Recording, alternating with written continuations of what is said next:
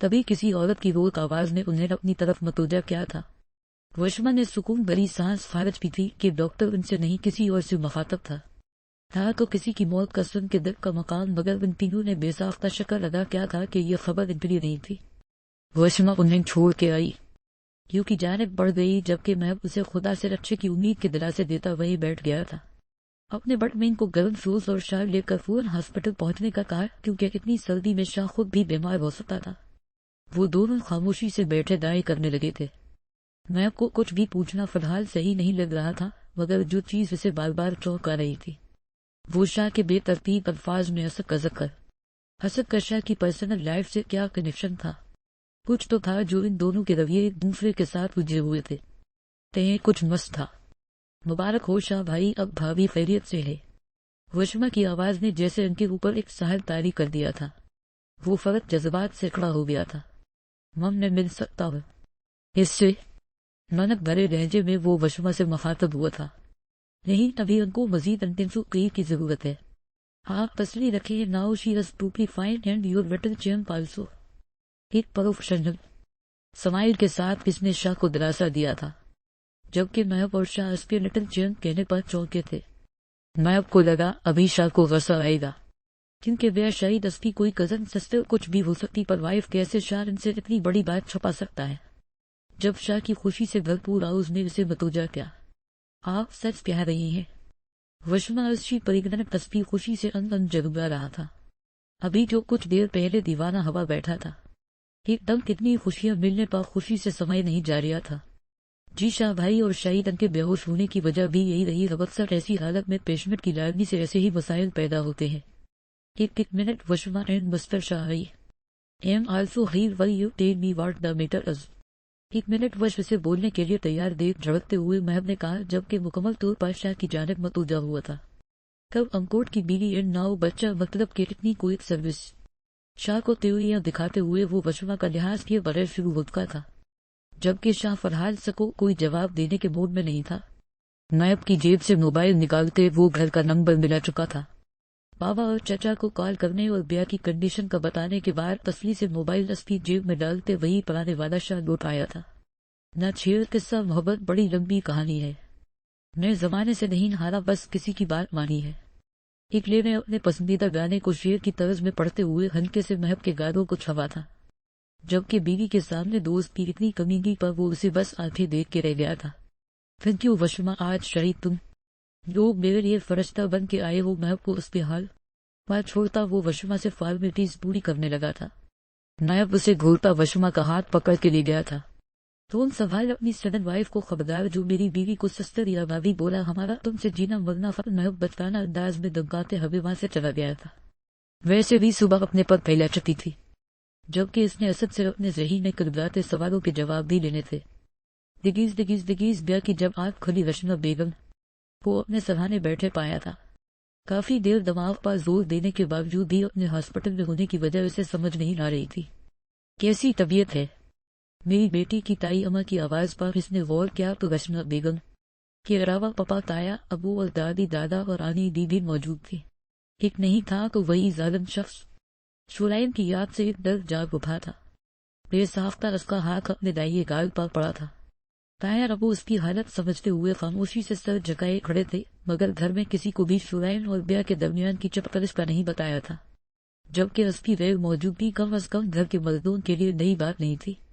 Hello, کیسی ہیں آپ؟ نرس نے فارمل سمائل پاس کرتے ہوئے اس سے حال احوال پوچھا تھا۔ ٹھیک ہوں میں، بیا نے مدھم آواز میں بولا تھا، اسے اپنی آواز خود بھی انجان لگی تھی۔ جی اب تو آپ کو بلکہ ٹھیک ہونا چاہیے، ویسے 2 گھنٹے بارش میں بھیگنے کی زد میں آپ اپنے بچے کی جان خطرے میں ڈالنے میں کوئی کسر نہیں چھوڑی تھی۔ اپنا بچہ زیردب ہلکی سی جنگ چھوڑی تھی، جبکہ تائی اماں اور وشما بیگم کے کان نرس کی بات پر کھڑے ہوئے تھے۔ کیا کہا بیٹی؟ تائی بیگم نے ایک بار پھر استفسار کیا تھا۔ آیا انہیں سننے میں غلطی ہوئی نہ ہوئی وہ آپ ان کی؟ نرس نے سوالیہ نظروں سے انہیں دیکھا۔ میں ساس ہوں، بیا کی وہ خوشدلی سے ہوئی۔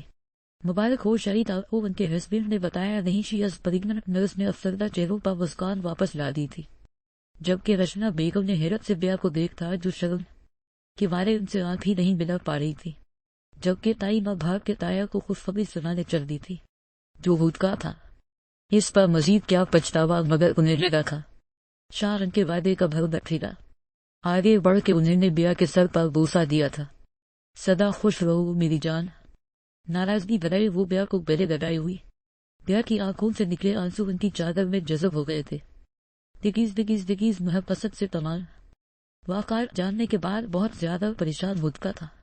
حسد کی نادانی تھی کہ وہ ایک شادی شدہ لڑکی کے پیچھے بھاگا تھا جو کہ ان کے دوست کی غزت تھی، مگر اس کا کہنا تھا کہ بیا کی جانب سے کوئی رسپانس نہ ملنے پر اس نے اپنے قدم واپس بڑھا لیے تھے۔ لیکن کل اچانک نیا کی کال اور یہ سب کچھ، وہ بھی پریشان ہو اٹھا۔ اس کے جذبات اپنی جگہ، مگر بیا کے لیے اس حد تک بلا اس نے بھی نہیں سوچا تھا، اور جب کہ حقیقت واضح تھی، شاہ کا اسپیرٹ پاگل پن وہ محب کے منہ سے سن چکا تھا، اس سب سے بڑھ کے کہ وہ شاہ کے بچے کی ماں بننے والی ہے۔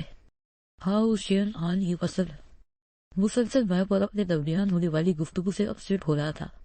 آئی وش کہ میرا کبھی شاہ سے سامنا نہ ہو، اور شاہی آسمان پا حسفیدہ قبولیت کا درجہ پا گئی ہے۔ عشق ہمیں برباد نہ کرے، عشق نہ چھیڑ رہا کہ ہم بھولے ہو کو یاد نہ کر، پہلے ہی بہت ناشاد ہے ہم تو، ہمیں ناشاد نہ کر، قسمت کا ستم ہی کم نہیں، کچھ یہ تازہ ستم ایجاد نہ کر، ایون ظلم نہ کر، بیدار نہ کرے، عشق ہمیں برباد نہ کر، راتوں کو اٹھ کر روتے ہیں، رو کے دائیں کرتے ہیں، آنکھوں میں تصور میں خمشتر دھنتے ہیں، آہیں بھرتے ہیں، ہے عشق یہ کیسا روگ لگائے جیتے ہیں، نہ ظالم مرتے ہیں، یہ ظلم تو یہ جرات نہ کرے، عشق ہمیں برباد نہ کر، جس دن سے بندھا ہے جہاں طرح گھبرائے ہوئے سے رہتے ہیں، ہر وقت تصور کر کے شرمائے ہوئے سے رہتے ہیں، کملائے ہوئے پھولوں کی طرح کملائے ہوئے سے رہتے ہیں، پامال نہ کر، برباد نہ کرے، عشق ہمیں برباد نہ کر۔ دگیز دگیز دگیز وہ پکس سے نائلہ کی جانب سے بھجی گئی تھی۔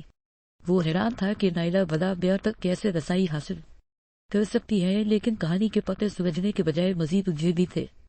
جب میں نے اسے اسد سے ہونے والی اپنی گفتگو لفظ بالفظ بتائی تھی، اور سب سے زیادہ نیا کا کردار تھا اسے بیا کی جانب مزید قدم بڑھانے کے لیے۔ جھوٹا آدمی ہے وہ، اس کی نظر پہلے دن سے بیا پر تھی جب سے اسے مان صحرا میں دیکھا تھا۔ اس نے یاد نہیں کس طرح ریکٹ کیا تھا، اس کی انہی رویوں نے مجھے بیا کے ساتھ سختی پر مجبور کیا تھا، اس پر گن فائر کیا تاکہ وہ صحن کے پیچھے چلی جائے، پر وہ بے وقوف وہی بے ہوش ہو گئی۔ شاہ نے سختی سے مٹھیاں بھینچی، اسے کبھی بھی اپنے دوستوں کے ساتھ اپنے فرینڈلی میٹرز ڈسکس کرنا گوارا نہیں، پر قسمت آج نور پر جہاں کھڑا کیا ہوئی تھی۔ سر آپ نے جن 2 لڑکیوں کی انفو مانگی تھی وہ دونوں ایک ہی ہیں، نہیں ہے دراصل نائلہ ہی ہے۔ اسپیر انفارمر کی رپورٹ نے گویارک دھماکہ کیا تھا، نہیں ہے نائلہ ایک ہی ہے۔ پھر یہ گیم پھر وہ بھلا کب نائلہ کی آنکھوں میں چھپی اپنی پسندیدگی سے ناواقف تھا، پر بیا اس نے بیا کیوں ٹارگٹ کیا، اور اسد کیسے وہ جتنا سوچتا اس کا دماغ اتنا الجھ رہا تھا۔ کیا ہی اچھا ہو ہم تینوں مل کے اس پہلی کو سلجھا لے۔ نو، میں اس شخص کی شکل بھی نہیں دیکھنا چاہیتا۔ شاہ نے غصے سے پنچ ٹیبل پر مارا تھا۔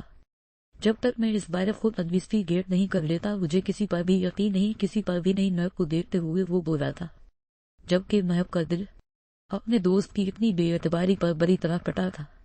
دگیز دگیز دگیز نائلہ کو تریز کرنے کے بعد وہ اس تک جا پہنچا تھا، جبکہ اسے اپنے سامنے دیکھ وہ ایک لمحے تو ہڑبڑا گئی تھی، پر دوسرے لمحے خود پر کنٹرول کرتی وہ خوشی خوشی اس سے ملنے لگی تھی۔ شاہ نے اپنے ساتھ لائی گئی 2 لیڈیز کو اندر بلوا کے اسے وہاں سے نکلوایا تھا، جبکہ وہ اپنے تعلقات کی دھمکیاں دیتی شاہ کا غصہ مزید بھڑکا رہی تھی۔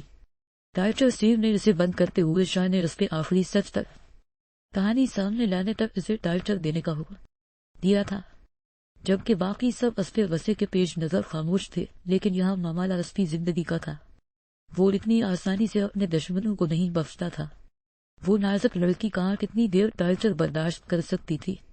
جب ریکارڈن شاہ کے سامنے رکھی گویا اس کا اپنا سر پیٹ لینے کو جی چاہا تھا، اس نے اپنے ہاتھوں اپنی غضب کا جنازہ نکالنے میں کوئی کسر نہ چھوڑی تھی۔ دگیز دگیز دگیز میرا نام نائلہ مریم ہے، جبکہ ڈاکومنٹس میں کچھ رد و بدل کے بعد میرا ایڈمیشن یونیورسٹی میں میرے باس نے کروایا تھا۔ ہم لوگوں کا مشن انوسمنٹ پر گھر سے تنگ لڑکیوں کو قریب کر کے اپنے ساتھ شامل کرنا ہے، مگر اس بار ہمارا مشن جو لڑکی بنی وہ شورائن کی بیوی تھی جو میں نے خود سلیکٹ کی تھی۔ یونیورسٹی کے پہلے دن ہی میں نے اسے شورائن کے ساتھ دیکھ لیا تھا، لیکن جب وہ 1 ہفتے بعد دوبارہ آئی تو میں نے اس کی طرف دوستی کا ہاتھ بڑھایا اور وہ بے وقوف لڑکی میرے جا میں کھنستی گئی۔ میرا مقصد اسے قریب کر کے شورائن سے دور کرنا تھا۔ ہر لڑکی کی طرح میں بھی اچھی زندگی کے خواب دیکھنے لگی تھی، اور ان خوابوں کی تعبیر مجھے اسد کی صورت نظر آئی۔ میں پہلی نظر میں اس کی آنکھوں میں بیاہ کے لیے پنیتے جذبے دیکھ چکی تھی۔ میں شولین کو طریق نہ کرنے کے لیے اور بیاہ کو اس سے مزید بدظن کرنے کے لیے میں نے سوچے سمجھے پلان اور بہانے سے بیاہ اور اسد کو مارنے بلایا تھا، تاکہ شولین کو ان کی قربت کے لمحات دکھائے جائیں۔ لیکن شولین نے وہاں آ کے خود بیاہ کو وہاں دیکھ لیا، جس سے ہمارا کام اور بھی آسان ہو گیا۔ اسد اور میں نے مل کے شولین اور میری تصاویر بنا کے بیاہ کے لیے مزید راستے کھولے، مگر ہماری تمام تر کوششوں کے باوجود بیاہ نے اسد کے ساتھ کوئی بھی واسطہ رکھنے سے انکار کر دیا تھا۔ پھر میں نے اس کی برتھ ڈے والے دن اپنی کوشش کرنی چاہیے، اور میں کامیاب بھی ہو گئی تھی۔ اپنے پلان کے مطابق جب شولین کو تصویریں بھیجے، مگر اس کا فوراً ریئیکشن مجھے گھبراہٹ میں مبتلا کر دیا تھا۔